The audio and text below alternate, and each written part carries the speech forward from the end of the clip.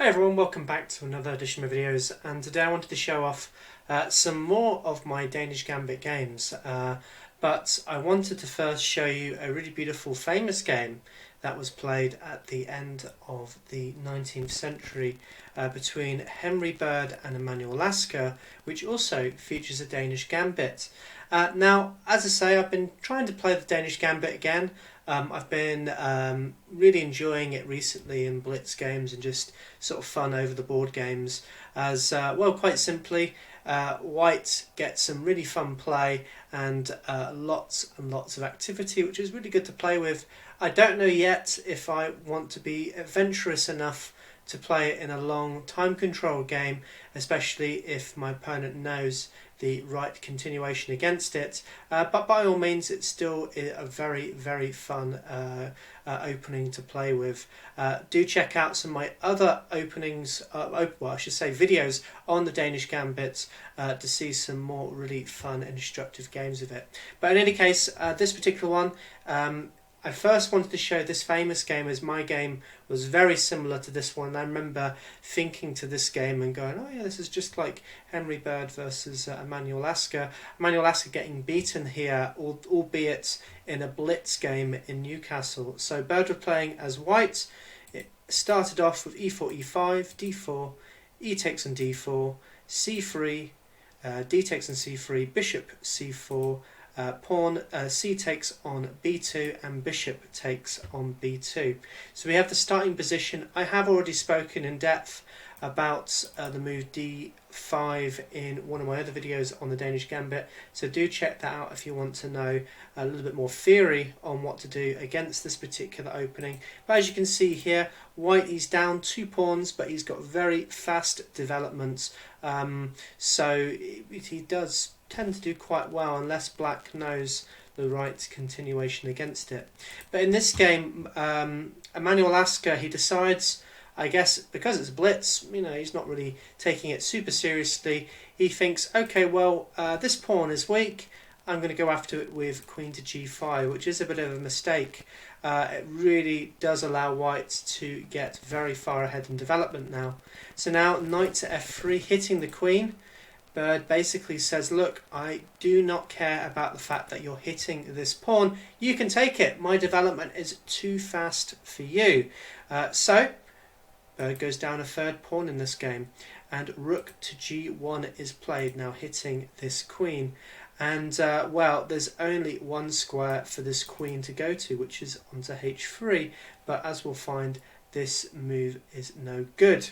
Now, in the game, I guess Emanuel Lasker must have thought he was getting into a bit of trouble here, as he does decide to play the move bishop to b4 with check. It does actually worsen his position even more, because now by moving this bishop, he is now relinquishing his defence on g7, which is a bit of a problem now. You know, white has got, in fact, 2 pieces aiming down against it. Against this, white has a number of different moves that are very good here. He could play knight to d2, or like bishop even to c3 is fine in this position. But in this game, white just decides, do you know what? My king is absolutely safe here. I don't need to worry about anything. And he puts his king onto e2. It's absolutely fine. There's no threats here from black, which I just find amazing in this position. White just says, I'm just going to beat you very quickly here. So I'll put my king in the centre, and now it can't castle. Well, black has to play the move queen to h3, but this is where things go very awry for Emanuel Lasker. Well, bishop captures on f7, a very powerful move, worthy of, you know, an exclamation mark here. Now, you might be wondering to yourself, what happens after king takes an f7? Well, this would lose to the move knight to g5, a very nice fork of the queen and king. After the king comes to e8, capturing the queen, we count the material. White would be ahead 4 points materially, and by the way, black's pawn is still under attack here, so definitely a very terrible position here for white. So going back, Emanuel Lasker realises this, and he thinks, oh gosh, I've just lost a pawn. Well, I'm still up 2 pawns, so maybe it's not so bad. He puts his king onto d8. Now bishop captures on g7, threatening the rook. The knight comes to e7. Black essentially wants to try and get his rook out, but it's looking pretty bad for him. Now white could capture here, but Bird finds an even more spectacular continuation here. He plays knight to g5, which I really love, and this white queen has just got no good squares to go to in the game. Well, you can kind of see, just to sort of show you all these squares all covered by various pieces, and also here and this square all covered. Well, the black queen could go all the way, oh my gosh, it can't even go all the way over here because all these squares are covered by so many things. I will show you though, if well, it doesn't really matter what black does. He can either take here on h2 or he puts the queen onto h4. In the game, queen came to h4, and well, Emmanuel Lasker lost very quickly, as now Bird plays the move knight to e6. That is checkmate via a smothered mate due to the fact that this pawn is pinned. I thought it was a really beautiful game, that one. So very inspiring game, and I remember this game when I was first looking at the Danish Gambit, because it's quite a famous game and shows, you know, a world champion getting beaten by this particular opening. And funnily enough, this position came up in one of my own games, and it was one of my recent games. So if I go back to the start, I had the exact same position. The queen came to g5. I played my knight to f3 in the game. My opponent captured on g2. Rook to g1. Once again, this bishop came to b4. Now, again, I could play king to e2, which is the best move. I decided here to actually play b to d2. I couldn't quite remember how the game went here. And here my opponent played queen to h3. So we have almost this very similar looking position, but it's still very bad for black. I capture here on f7. My opponent obviously saw the fact that there was going to be this fork, so he put his king onto d8, and then I captured here on g7. Looks very similar to the game that was played. His knight came to h6, quite a nice idea, trying to maybe capture back. And here I just decided, okay, well, let's just bank on our position here. I captured here on h8. He took my bishop back on f7. He's only down 1 point materially, but it doesn't matter, as now I put my bishop to f6 with check, and there's very little that black can do in this position. If he plays his bishop to e7, trying to block the check, then rook to g8 wins on the spot. So this is checkmate, because this bishop cannot get out the way of my bishop to stop the checkmate. So in the game, my opponent put his king onto e8.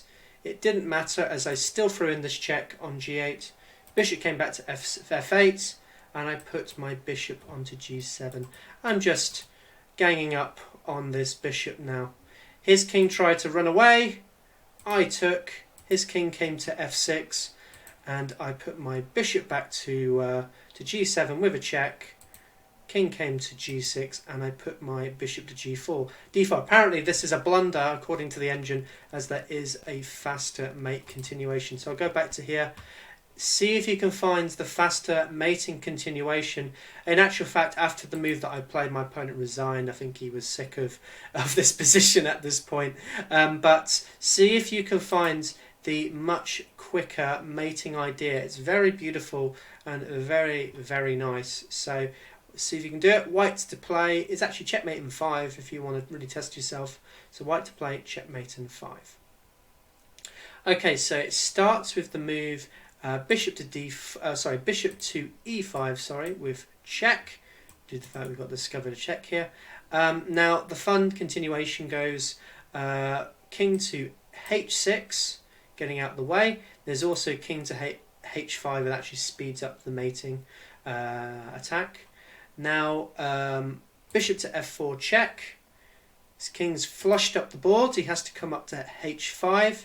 Now we have the very nice discovered attack, knight g1 check, and the king is further flushed up the board to h4. bishop to g3 with check, and there's only one move that's forced in this position, which I think is really nice. Queen takes on g3, it's the only move, and we can deliver a beautiful checkmate by via h takes on g3 or f takes on g3 like so. That is checkmate with the pawn. Very, very nice. So there we go. I thought that was very interesting and very instructive. It's why it's important to know your classics.